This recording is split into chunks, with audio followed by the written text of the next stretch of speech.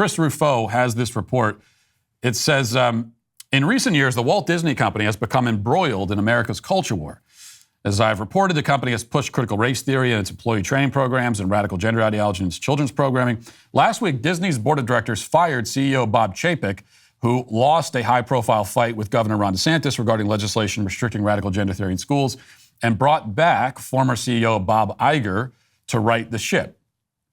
Ruffo reports, I have obtained exclusive video of Iger's first town hall meeting with Disney employees in which he retreats from the company's most controversial political positions and moves toward neutrality in the culture war.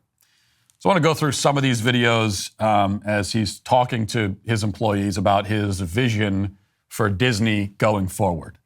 And we'll start with this. Here's Bob Iger answering a question about whether Disney will stay out of, what's Disney going to do about politics? Are they going to stay involved in politics? Are they going to get out of politics?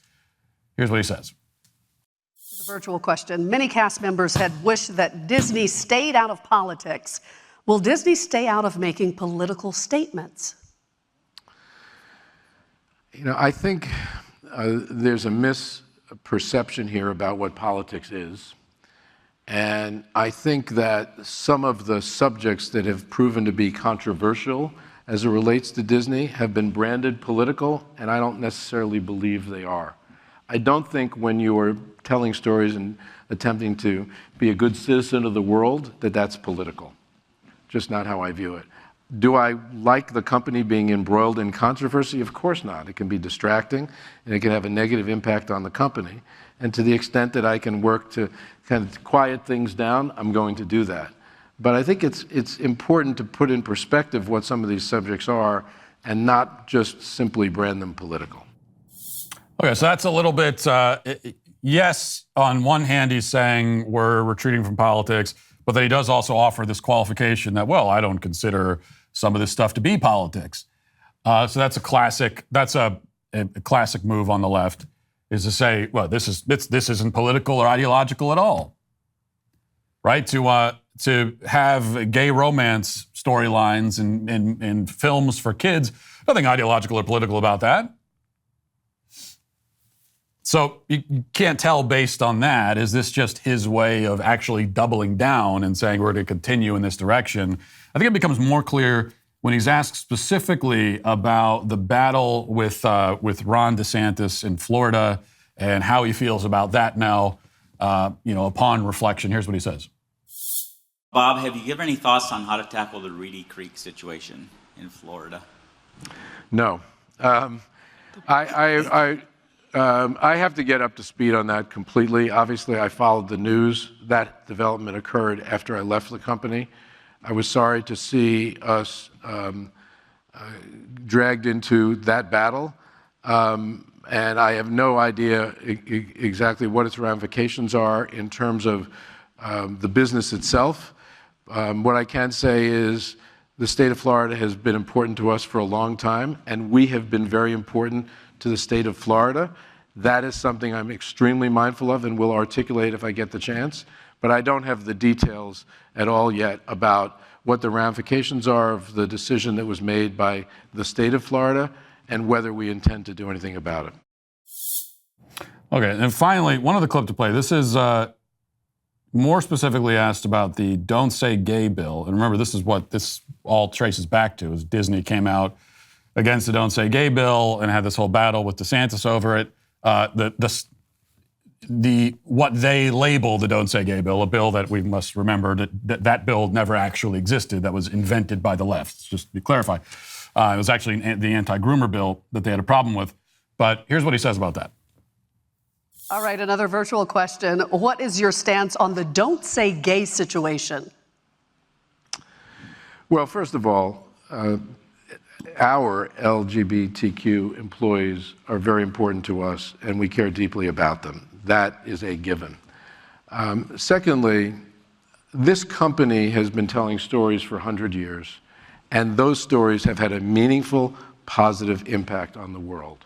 And one of the reasons they've had a meaningful, positive impact is because one of the core values of our storytelling is inclusion and acceptance and tolerance. And we can't lose that. We just can't lose that. I think about Black Panther and the impact that had on the world, or a film like Coco. I mean, I could go on, and how we actually changed the world for the good. It must continue. We also, when you tell stories, it's a delicate balance. You're talking to an audience, but it's also important to listen to an audience. It's important to have respect for the people that you're serving, that you're trying to reach, and not have disdain for it. That said, we're not going to make everybody happy all the time, and we're not going to try to. And we're certainly not going to lessen our core values in order to make everybody happy all the time. So it's complicated, and there's a balance, and I at one point I said, we do what we believe is right, and then someone criticized me for saying, well, who are you to say that that's right? Well, when you're in a job like mine, or you are responsible for the storytelling that many of you are responsible for. Okay. So you're talking to an audience, but you want to listen to them and not have disdain for them. That's quite an interesting revelation. Don't have open contempt for your audience is what they're realizing over at Disney, or at least is what they're saying publicly. Gee, I don't know. Maybe we shouldn't openly hate. We can still hate them, but just let's not be so open about it. Now, so a few things about this. Obviously, it would be quite naive to believe that that this is a sign that Disney is anti-woke now, and that everything he said about politics, don't want to be too involved in that they're going to withdraw completely, and it's going to go back to they're going to start making content like they made in the 1950s, right?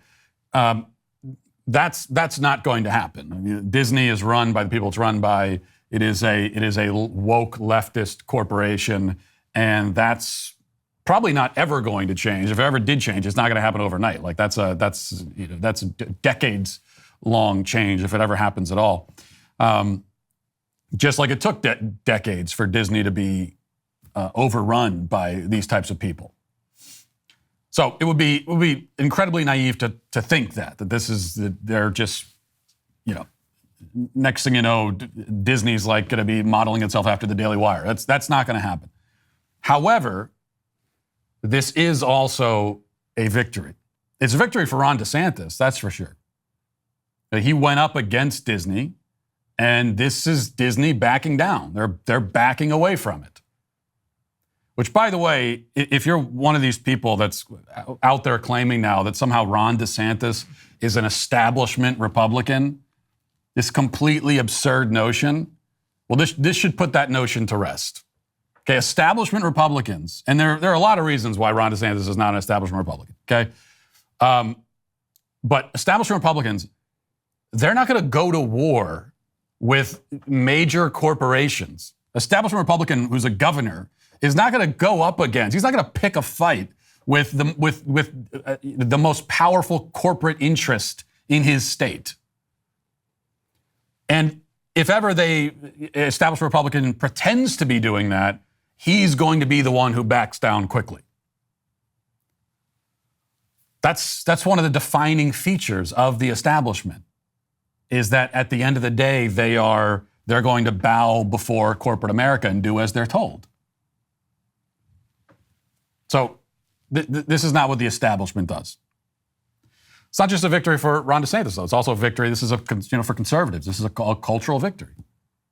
Because even though Disney is not now going to become conservative, they are actually responding to public pressure. That's what they're doing. And now they're going to look for more subtle ways to inject this stuff into their programming, which you could argue is even more dangerous if they're more subtle about it, because you have to look out for it more. And that's true. So we kind of enter a new phase here. But even so, they are responding to pressure. They are backing away. They are crumbling a little bit under pressure. And that's important.